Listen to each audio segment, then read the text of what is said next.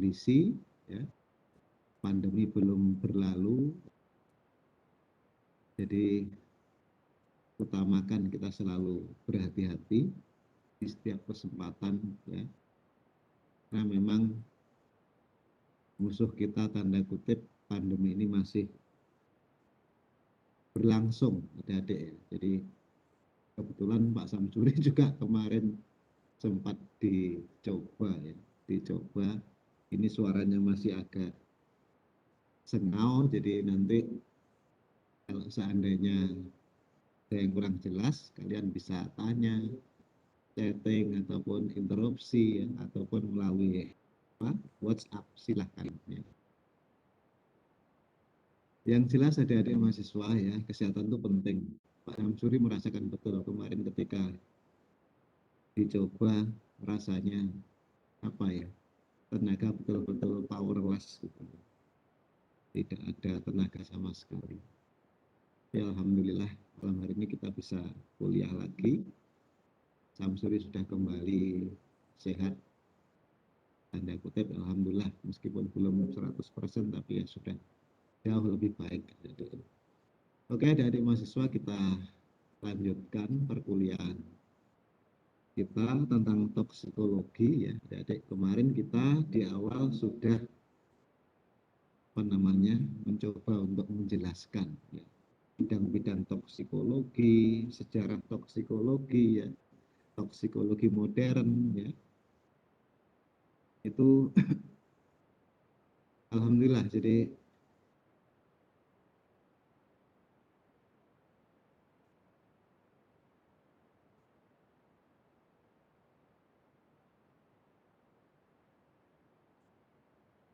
hari ini kita membahas kelanjutan dari kemarin, adik-adik. Jadi tentang toksikologi secara umum. Kalau kemarin sudah kita bahas, ya, tentang ragam toksikologi secara singkat, yang sebenarnya adalah bahasan kita pada malam hari ini, adik-adik.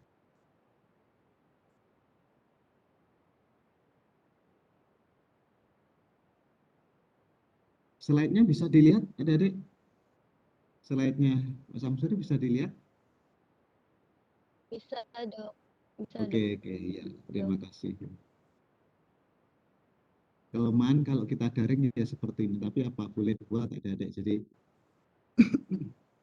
seharusnya tatap muka bisa interaktif, Pak Sam bisa ngobrol, berdiskusi dengan kalian, ya, dengan santai, nyaman, karena kondisi yang seperti ini ya kita lakukan secara online atau daring. Itu jangan menjadikan hambatan apapun yang kalian ada masalah kurang jelas atau apa, ya, silakan supaya tidak menjadi ganjalan kelanjutan dari studi kalian, ya, karena nanti kaitannya akan banyak, ya. Toksikologi ini masih bahasan secara umum, nanti ketemu lagi dengan toksikologi obat dengan Pak Samsuri. Oke, adik-adik, kita lanjutkan, ya. Sebelum dilanjutkan sedikit Pak Samsuri singgung di OASE nanti ada forum, adik-adik, ya. Ada forum karena bahasan toksikologi ini, jadi ranah kuliah kita, adik-adik, itu selalu sekarang dikaitkan harus dengan konsep One Health. One Health, kemarin FKH UNUD sudah mengadakan MOU dengan FAO, ya, juga dengan para dosen pengampu mata kuliah. Jadi di setiap mata kuliah diharapkan ada bahasan tentang konsep One Health. Jadi kesehatan dunia terpadu. Ya. Kenapa, adik-adik? Jadi terutama kalau kita pahami, ya, sebagian besar penyakit infeksius, ya, yang terjadi pada human medicine, ya, pada kedokteran manusia, itu berawal atau berasal dari dunia kita, dunia veteriner, ya, dunia kesehatan hewan. Contoh yang sekarang terjadi pandemi seperti COVID-19, ya, juga yang lain antrak, ya, brucellosis dan sebagainya. Itu semuanya besar dari dunia kita, dunia veteriner, dunia kedokteran hewan. Pengobatan pun juga sama. Ya. pengobatan yang terjadi sekarang ini kaitannya dengan kejadian atau kasus resistensi obat. Ya. Tidak hanya resistensi obat, mungkin penyemparan lingkungan dan sebagainya. Kaitannya dengan kesehatan manusia. Itu banyak juga yang berasal, atau sebagian besar berasal dari dunia kita, dunia veteriner, dunia kedokteran hewan. Kasus resistensi antibiotik, adik-adik, ya, itu sekarang yang banyak digaungkan, banyak obat yang sudah mulai terjadi resisten, tidak mempan. Ya. Seharusnya obat antimikrobia itu yang digunakan untuk mengeradikasi atau membasmi mikroba atau bakteri, ternyata sudah banyak yang tidak mempan, adik-adik. Pada dunia kita, dunia kedokteran hewan, ya, adik-adik, biasanya penggunaan obat itu kadang kalau tidak ditangani dengan tepat, ya, tidak dikendalikan oleh orang yang tepat atau kita sebagai dokter hewan, maka akan banyak penyalahgunaan obat. Banyak sekali penyalahgunaan obat dari tingkat dosis yang terlalu berlebihan. Ya.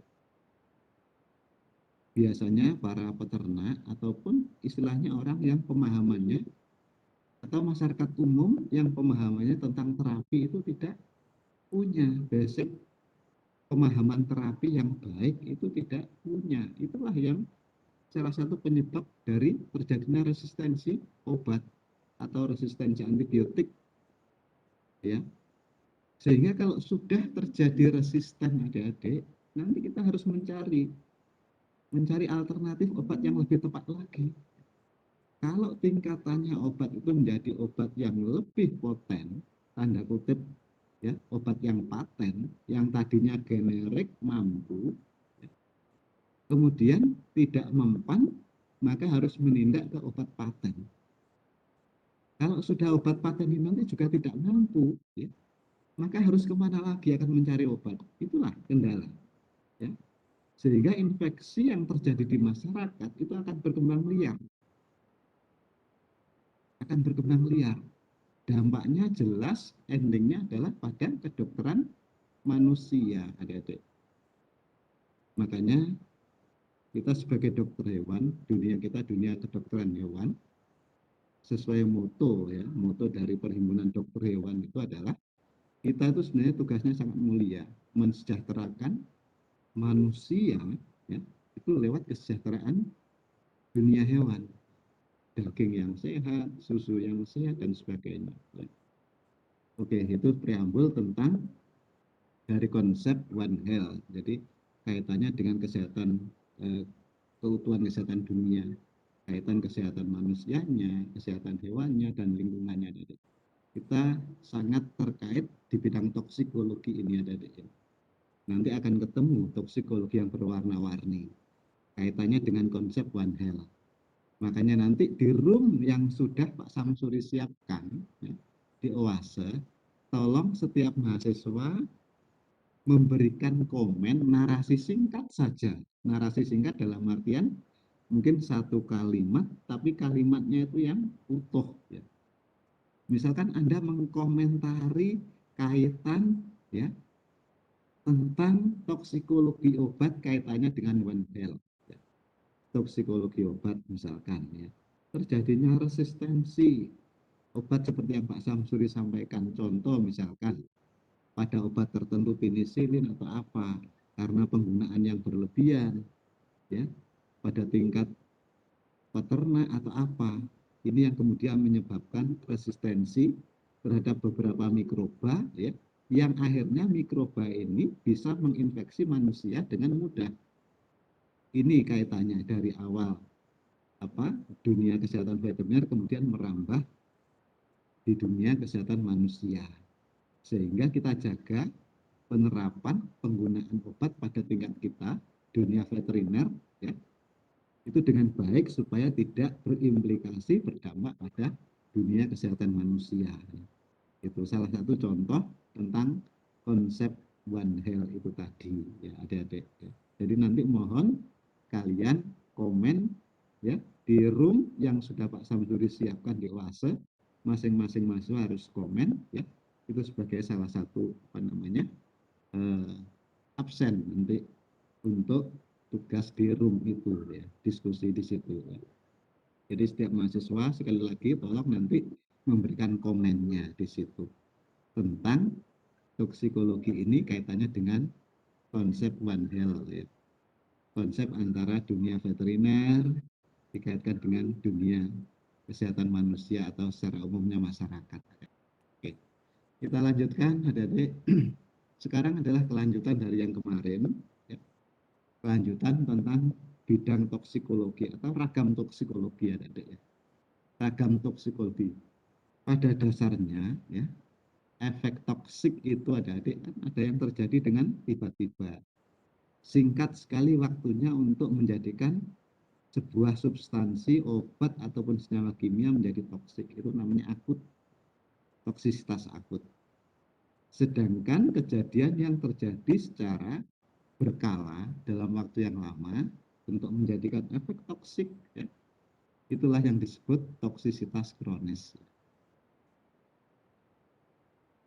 Untuk suatu obat adik-adik, jadi obat itu sebelum diedarkan, Pak Samsuri sekali-kali berkali-kali menyampaikan, nanti di bahasan toksikologi obat juga kita sampaikan, obat sebelum diedarkan itu pasti ada uji cobanya.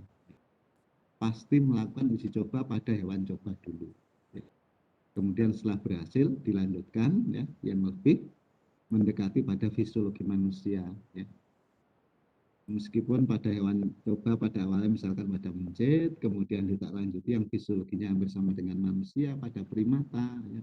Kemudian juga pada sukarelawan, yang selanjutnya baru boleh obat tersebut diedarkan. Jadi untuk menentukan nanti apakah efek samping muncul atau tidak, ya, itu yang untuk sebuah obat yang harus dilakukan sebelum diedarkan. Ada juga pengujiannya itu memang dibuat untuk mencari, adik-adik, mencari efek toksik, ya. Jadi pada standar berapa obat, pada dosis berapa obat itu terjadi efek toksik. Makanya nanti ada istilahnya lethal dose 50 untuk menguji toksisitas suatu obat, ya, suatu bahan kimia. Meskipun pada dasarnya secara normal dosis normal, obat tersebut tidak menimbulkan toksik. Tapi adik-adik, namanya dosis itu kan ada dosis maksimal, ya. Berapa yang masih ditoleran oleh tubuh kita, ya. Sehingga dosis maksimal itu kalau dilebihkan lagi, itu akan menjadi dosis toksik, ya. Itu yang harus diuji coba, ya. Meskipun obat tersebut ketika dosisnya normal, dia tidak berimplikasi atau berdampak menjadikan toksik suatu individu atau organ kita.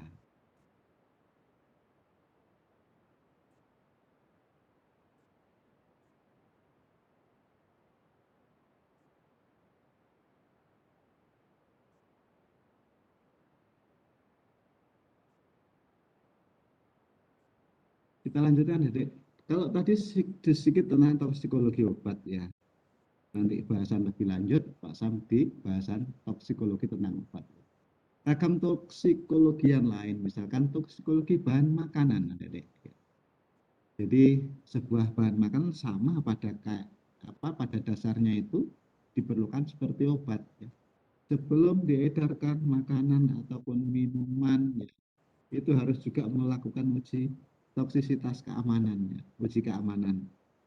Apakah dia ada kandungan toksinnya, mikotoksin kalau dia dari jamur ataupun dari toksin yang lain, ya.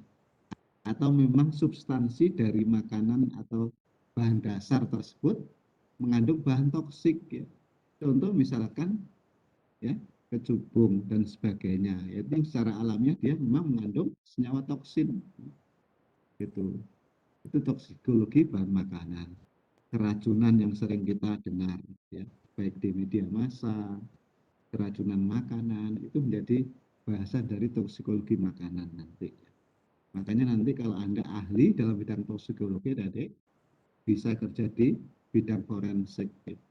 Forensik mungkin menjadi tim ahli dari suatu instansi. Kebetulan kalau di Bali adik-adik di Kodam Udayana itu dulu ahlinya ada Dr. Fajar, ternyata adalah seorang dokter hewan. Jadi dia akan menjamin makanan dari para tamu-tamu negara yang ada di Bali, ya, sebelum makanan tersebut dihidangkan oleh kepada tamu-tamu negara atau tamu-tamu pemerintah daerah Bali. Ya. Dokter Fajar atau dokter hewan Fajar itu yang menjamin dia harus betul menguji makanan yang akan dihidangkan aman atau tidak. Selanjutnya adalah toksikologi pestisida. Ini banyak sekali adik-adik sering terjadi, ya, baik terjadi pada ternak, ya, atau dampaknya pada ternak maupun pada manusia. Ya. Toksikologi pestisida. Ya. Banyak sekali tanaman adik-adik sekarang hampir tidak lepas dari senyawa kimia. Cabai, hampir hidupnya setiap hari dia menggunakan obat, ya, baik pestisida ataupun herbisida atau apa. Ya. Makanya kehidupan sekarang memang tidak lepas dari obat, adik-adik. Cabai, sayuran ataupun buah. Kalau tidak diobat ya petaninya tidak panen. Ya. Makanya sekarang ada konsep organik, ya. Negara-negara maju mau menerima impor bahan pangan atau makanan dari negara-negara lain yang konsepnya adalah konsep organik. Ya. Sebenarnya bisa adik-adik. Ya. Misalkan pada peternakan sapi, kita bisa manfaatkan urinnya. Ya. Itu juga bisa nanti untuk menjaga keutuhan dari sayur-sayuran ataupun buah-buahan melalui fermentasi, ya, itu bisa nanti, ya. Itu untuk yang skala organik. Tetapi biasanya adik-adik untuk yang skala organik kan dampaknya tidak secepat dengan bahan kimia. Itu yang kadang petani kurang suka atau kurang tertarik dengan pertanian organik, ya.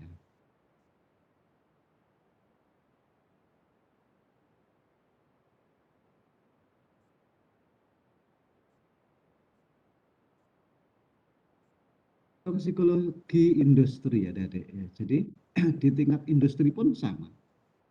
Perusahaan-perusahaan besar ketika tidak memperhatikan pola pembuangan limbahnya pun itu juga akan menjadi masalah. Jadi sumber pencemaran, sumber toksikologi, ya, ya, meskipun nanti ada kaitan dengan toksikologi lingkungan.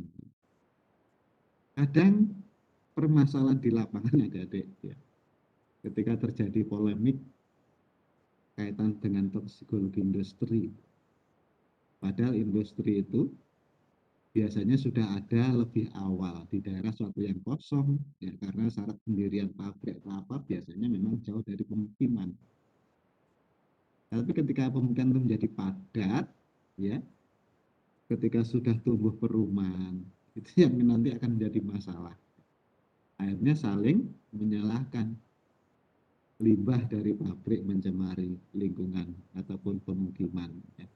Sedangkan pabrik pun juga nggak mau disalahkan. Lebih dulu mana pabrik dengan pemukiman, itu yang real sekarang terjadi, saling menyalahkan. Itu. Makanya biasanya penanganan limbah industri harus sangat ketat. Juga sama seperti kita dokter hewan praktisi adik-adik. Nanti kalau Anda jadi praktisi dengan skala klinik ataupun apa, itu nanti ada standar pengurusan izin dari kesehatan lingkungan, dari dinas lingkungan. Ya.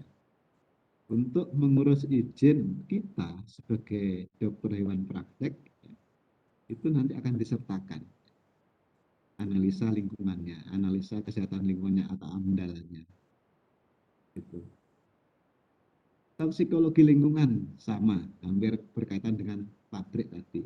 Bisa berasal dari pabrik, ya, bisa berasal dari rumah tangga. Kalau rumah tangga biasanya banyak bahan-bahan yang tidak organik itu yang sering menjadi sumber pencemaran atau toksik lingkungan, toksikologi lingkungan adik-adik. Plastik ya, yang tidak kita handle dengan baik, kemudian dibuang sembarangan dan sebagainya, itu salah satu pencemaran lingkungan dari limbah plastik.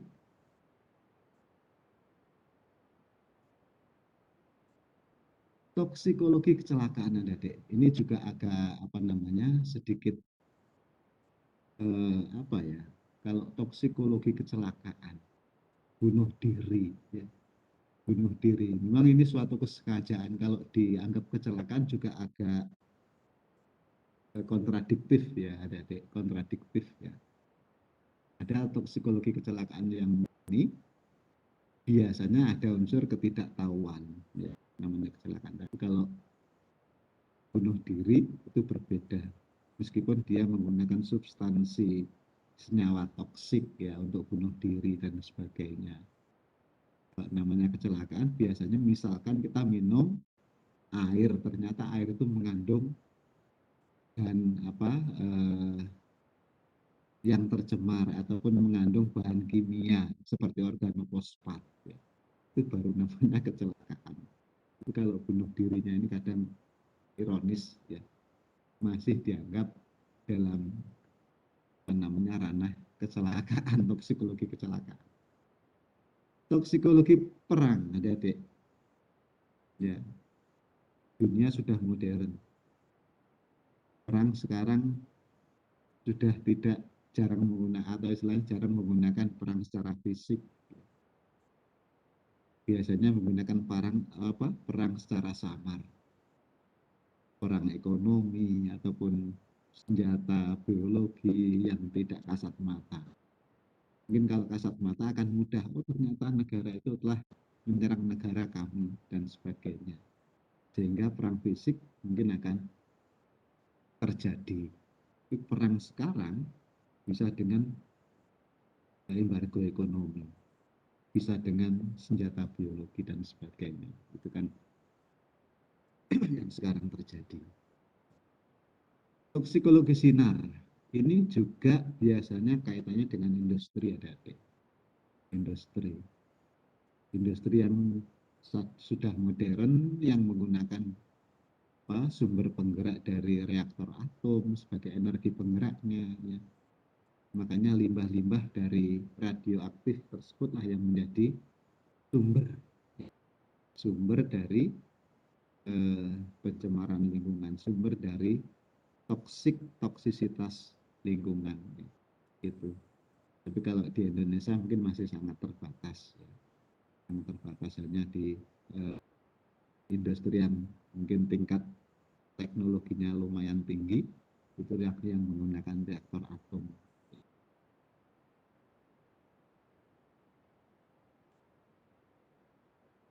Kerja toksik, bagaimana sih suatu zat itu bisa berdampak toksik adik-adik? Bagaimana cara kerjanya? Kalau dia membuat toksik pada tubuh, ya, pada organisme, ataupun pada hewan, ataupun apa, nah, biasanya dia harus masuk dalam tubuh. Ya, harus masuk dalam tubuh. Baik itu benda toksik dalam wujud gas, ya, dalam wujud cair, ataupun yang lain. Biasanya harus masuk dalam tubuh. Anda sudah mengenal farmakokinetik, farmakodinamik, di sini istilahnya juga sama. Jadi toksikokinetik dan toksikodinamik. Toksikokinetik mulai fase dari absorpsi zat yang bersifat toksik tersebut, kemudian dia mengalami distribusi di dalam organisme, ya, dalam tubuh, kemudian akan terjadi metabolisme, ya. Kalau dia bisa dimetabolisme, ya, kemudian terjadi ekskresi.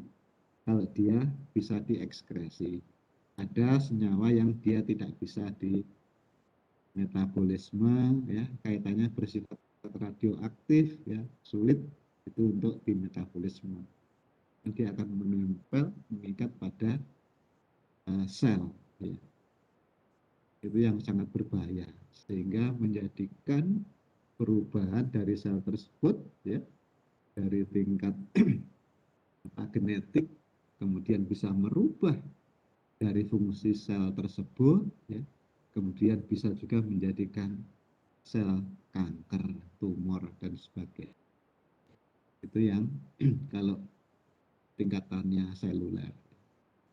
Jadi fase toksikokinetik sama dengan farmakokinetik adalah perjalanan dari bahan toksik tersebut kemudian masuk ke dalam tubuh mengalami distribusi metabolisme yang terakhir adalah ekskresi. Kalau bahan toksiknya polar itu akan mudah diekskresi. Ya. Sama seperti obat, adik-adik. Pak Sam selalu menekankan kepada kalian.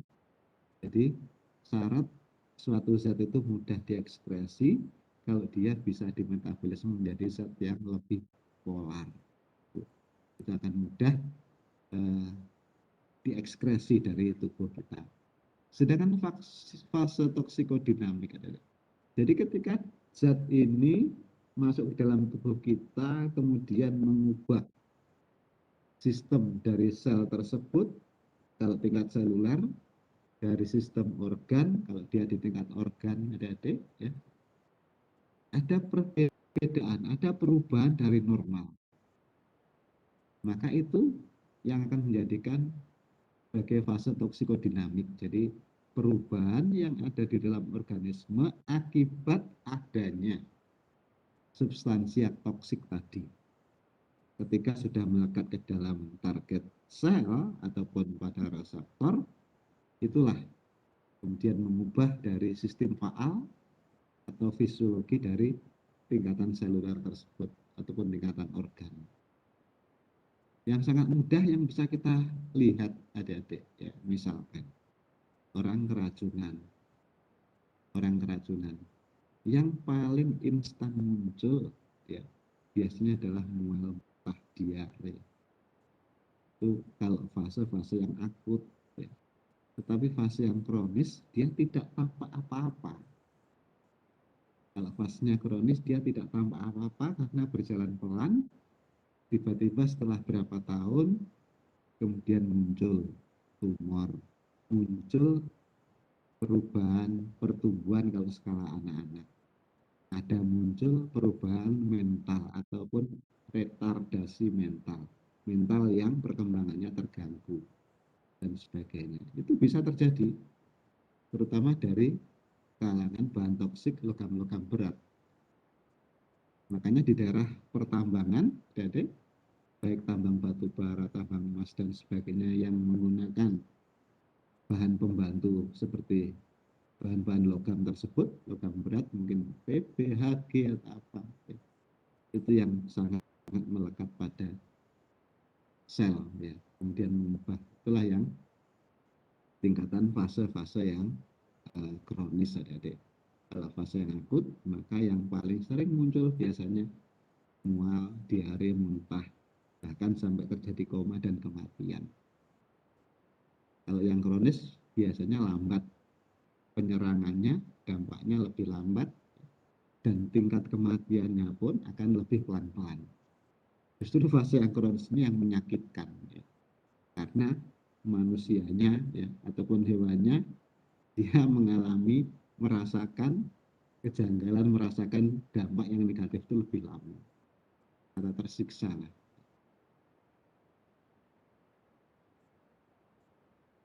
Ini yang Pak Sam tadi sampaikan, ya, jadi pusing, mual, muntah pada tingkatan awal, ya. Kemudian bisa melanjut koma, bahkan shock, bahkan sampai jantung berhenti. Kalau jantung berhenti otomatis yang terjadi adalah kematian. Ya.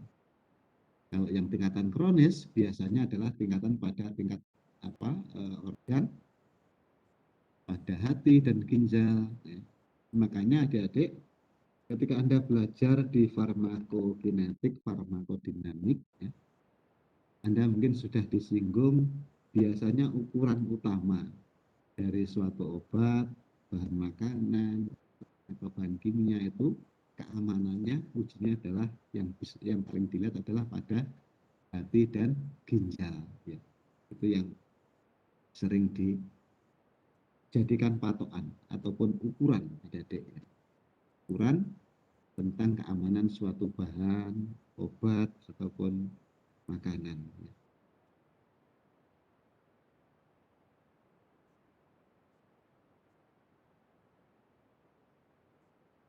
Diagnosis jelas, ya. Diagnosis itu pasti akan dilalui dengan diagnosis laboratoris, ya. Pasti di samping simptom, simptom itu kan pendukung. Kita dalam mendiagnosa penyakit juga seperti itu, ya. Kita ambil data yang sebanyak-banyaknya dari simptom atau gejalanya. Kita rekod sebanyak-banyaknya. Kemudian juga kita harus diagnosis secara laboratoris, ya, dari darahnya, dari muntahannya, ya, ataupun juga dari fesesnya ketika terjadi diare, ataupun urinnya, ya. Itu banyak sekali yang bisa dilihat. Biasanya untuk pendekatan, apa sih etiologi dari sebuah keracunan ini? Di samping gejala, maka tingkatan laboratoris untuk diambil sampelnya, diperiksa secara laboratorium. Penanganan, ada penanganan simptomatik, ada juga penanganan yang bersifat kausatif, jadi penyebabnya tadi. Dari sebuah diagnosa tadi, otomatis kita akan mengerucut, apa sih penyebab dari semua ini? Apa sih penyebab dari keracunan ini? Makanya nanti dengan diagnosa yang sudah valid, baru kita lakukan penanganan.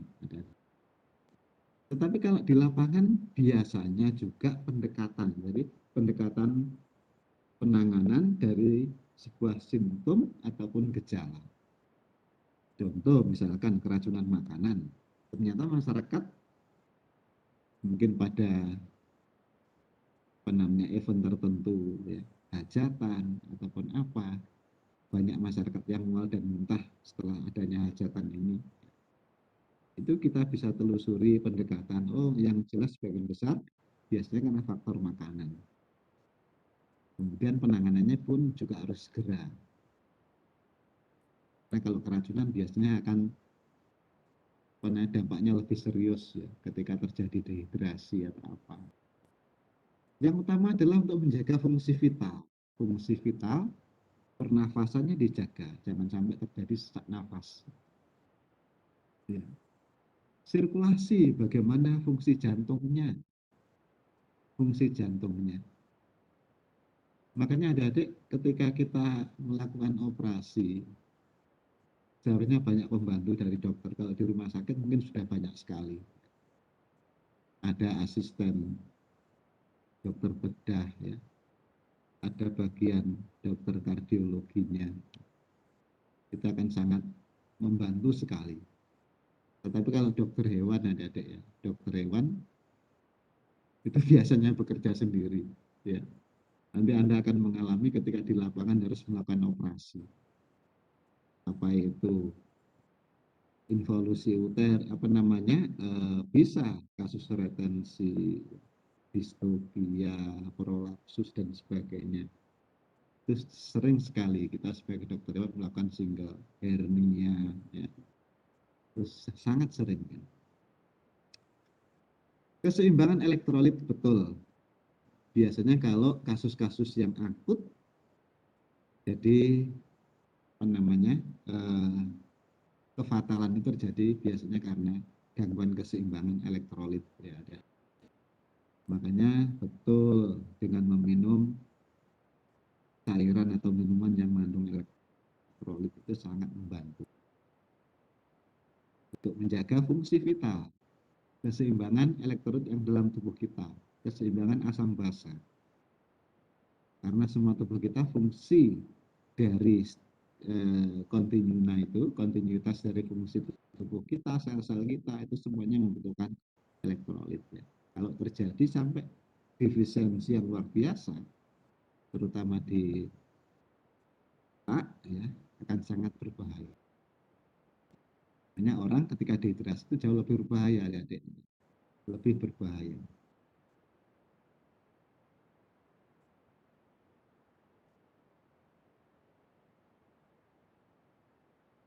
memperlambat ataupun mengurangi pemasukan dari bahan toksik tersebut. Ya.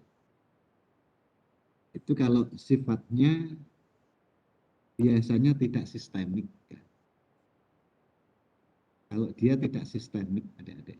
Tapi kalau dari sebuah senyawa yang mudah bersirkulasi secara sistemik, ini yang sulit. Contoh kalau yang mudah diperlambat, misalkan karena adanya racun kontak, mungkin mengenai kulit kita dan sebagainya. Ataupun kalau yang kita makan, ya, mungkin dengan bisa melakukan pengosongan lambung, ya, melakukan memperlambat penyerapan pada usus dan sebagainya. Itu bisa. Ya. Kalau pada lambung mungkin bisa dengan menggunakan absorbensia, golongan magnesium, ya, kalsium. Jadi biasanya Pak Samsuri juga ketika di lapangan selalu menggunakan logika kita. Keracunan kalau karena suatu senyawa, ya, biasanya beracun itu biasanya golongan organofosfat dan sebagainya. Maka maka akan harus dinetralkan menjadi garam. Maka harus diberikan senyawa yang mengandung magnesium, kalsium, kemudian akan berikatan dengan organofosfat, maka akan menjadi magnesium fosfat. Itulah akan menetralkan menjadi bahan yang tidak toksik, seperti itu. Juga laksansia. Laksansia ini adalah memperbanyak defikasi, memperbanyak buangannya air besar, ya, sesering mungkin, supaya penyerapan tidak lebih banyak. Pembilasan lambung, ya, itu juga sangat membantu pengosongan lambung. Ataupun golongan emetika, ya. Jadi membuat merangsang terjadinya mual. Jadi untuk pengosongan lambung lah inti dari semua ini, supaya tidak terjadi absorpsi lebih banyak.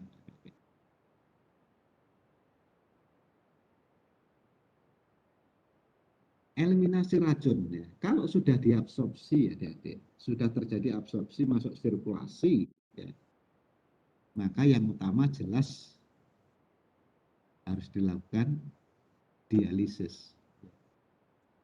Dialisis baik hemodialisa, ya, ataupun pencuci peritoneal, ya, ataupun diuresis secara paksa. Nanti kembali lagi di farmakologi 2 ketemu Pak Samsuri tentang diuretik. Di antaranya manfaat dari diuretik seperti yang kita bahas malam hari ini adalah untuk eliminasi dari sebuah benda toksik atau racun.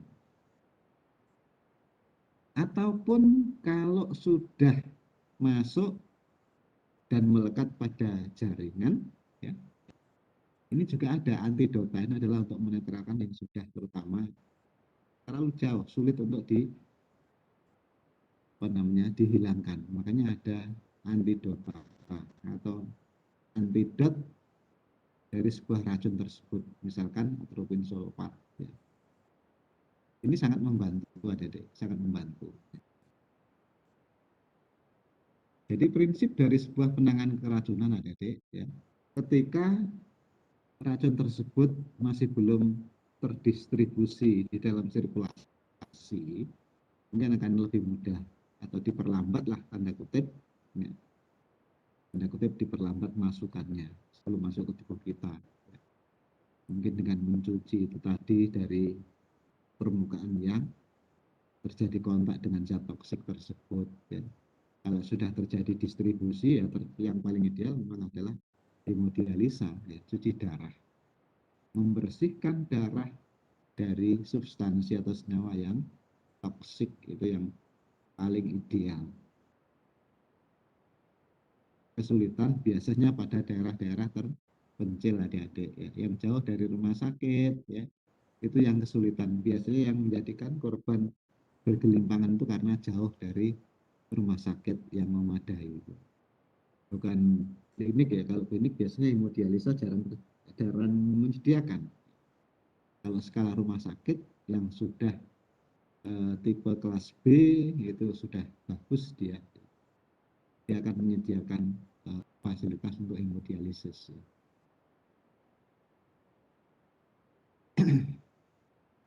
Uji toksikologi tadi udah kita singgung adik-adik. Jadi uji toksikologi ya, di samping pendataan jelas dari data itu sebagai apa ya istilahnya modal kita dalam menguji suatu bahan. Ketika bahan ini datanya sudah komplit, ya keterangannya sampai komposisinya, maka ujinya nanti akan lebih mudah daripada yang kita tidak tahu bahan itu komposisinya apa, identitasnya tidak jelas dan sebagainya. Ini akan agak lama. Kita akan menganalisa sampai tingkat substitusinya dulu. Jadi tingkat komposisi kimianya dulu. Baru nanti pengarahan kemana, ya, substansi apa yang membuat menjadi toksik. Itu kalau tidak jelas dari data tersebut. Biasanya kalau dari sebuah perusahaan itu datanya sudah komplit, ya. Kita di FKH UDAY-nya sudah mengeluarkan beberapa kali permintaan dari perusahaan, ya, untuk izin edar dari produk mereka, maka harus ada kualifikasi uji toksikologi. Biasanya kita sering melakukan itu. Belum produk itu beredar, kita lakukan pengujian sebagai data pendukung bahwa produk ini aman untuk diedarkan. Hewan coba itu bermacam-macam. Jadi kalau tingkat laboratoris adik-adik memang pada tingkatan dengan coba. Ada tikus, ya, bisa anjing, babi, kera, dan sebagainya. Kemudian dosis pun kita buat rentang yang cukup lebar. Sampai betul bahan ini kita menjamin aman. Ini juga nanti akan menentukan adik-adik. Jadi apakah obat atau bahan obat ini atau produk ini, ya, punya safety margin, tingkatan keamanan yang sangat luas atau tidak. Kalau tingkatan safety marginnya sangat sempit, maka akan membahayakan. Kalau dipergunakan dengan tidak semestinya, ya, dosis yang ngawur, maka akan mudah menjadikan korban atau toksik. Makanya penelitian toksikologi dengan skala dosis ini wajib, ya. Dari lethal dose, efektif dose, dan ya sampai lethal dose 50. Kalau lethal dose 50 itu artinya dari 100 ekor mencit yang kita gunakan, tikus yang kita gunakan kemudian, ya, dengan dosis tertentu dia mati 50%. Jadi itu untuk menjamin keamanan dari sebuah produk, jadi maka harus dilakukan uji toksikologi. Badan POM, BP POM biasanya selalu meminta, wajib gitu, menyertakan uji ilmiahnya, uji toksikologi dari suatu produk tersebut. Toksisitas akut, adik-adik, ini dosisnya sangat besar, ya. Kalau single dose, ya, akut biasanya terjadi dalam waktu yang cepat, hitungan hari dia sudah menimbulkan dampak, ya. Itu namanya toksisitas akut, ya. Kalau yang kronis biasanya cukup lama, adik-adik, cukup lama, bisa berbulan-bulan, bahkan juga bisa bertahun-tahun.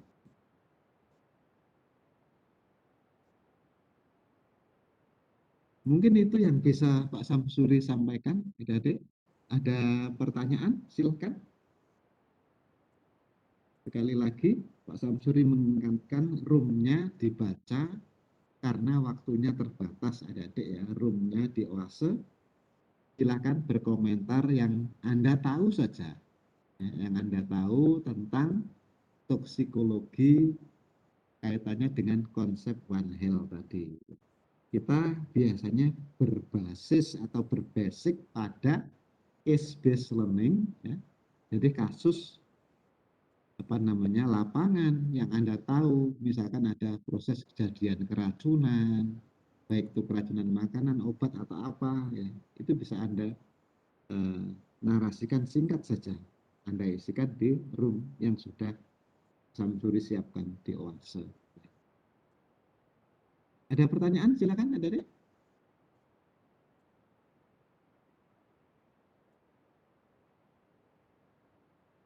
Halo, tidur semua? Atau tidak jelas yang Pak Samsuri sampaikan? Halo. Dari saya belum ada pertanyaan, Dok. Terima kasih. Ya, terima kasih.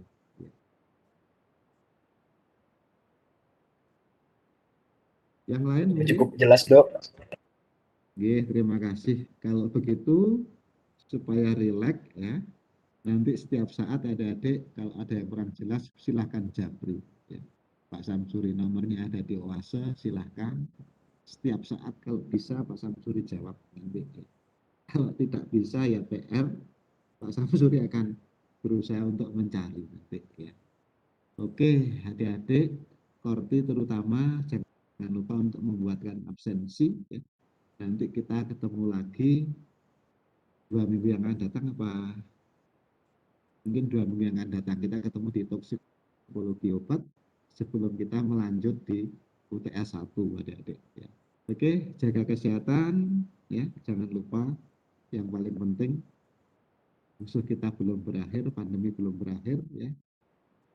Tolong jaga diri baik-baik supaya pendidikan Anda, studi Anda lancar dan mendapatkan berkah dari Yang Maha Kuasa. Amin. Terima kasih semuanya. Selamat malam. Terima kasih.